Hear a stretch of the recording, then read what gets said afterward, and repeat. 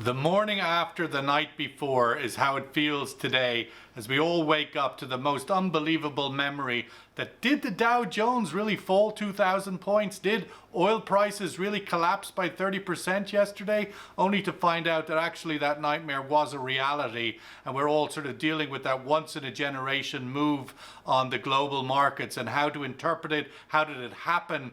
I'm particularly interested in looking at the oil collapse and what brought OPEC and Non-OPEC, Saudi Arabia and Russia to the point of divorce last Friday. After a fairly successful 3 years of harmony, they ended up in what appears to be a slam the door, I'm out of here divorce. I think there's kind of three reasons why Putin might have been interested in taking this decision.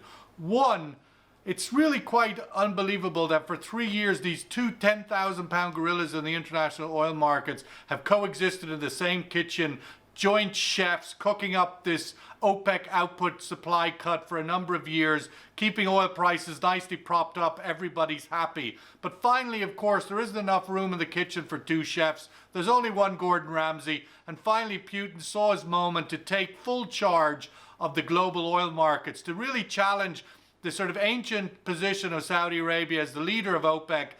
Russia's been inside the kitchen for 3 years, finally saw its moment, and I think Putin has taken it to try and seize that global posture of the final buck in the global oil markets no longer stops in Riyadh, it now stops in Moscow. And it's really up to Saudi Arabia to try and wrestle that back away from him, because any resolution of this crisis, this standoff, has to end up with all of the various stakeholders wandering off to Moscow, trying to convince Putin to come back into the tent. That's the first reason. The second reason, of course, a little bit more obvious: challenge the shale oil producers. Try knock them back, knock them down while they're on their knees after a very, very challenging few months, and particularly challenging few days in the global equity markets.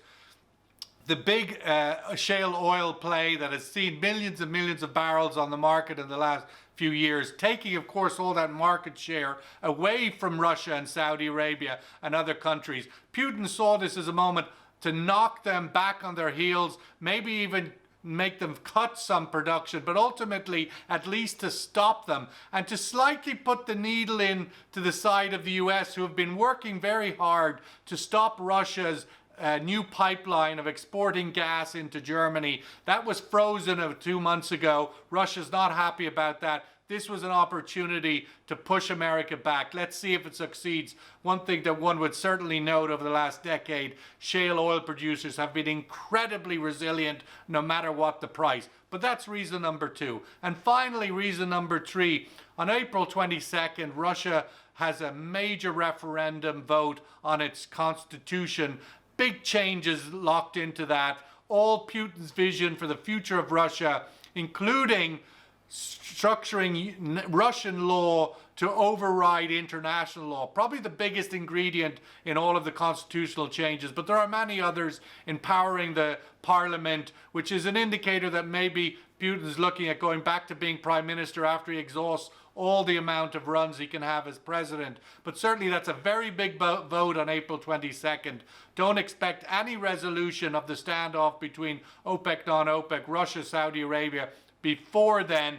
Putin, until that point, will want to appear as the strong man protecting Russia's interests in the global marketplace, and all of the Russians love that posture. The world against Russia. Putin's our defender. That's his position on item number three. So those are the three reasons why Russia said "niet" to OPEC last Friday.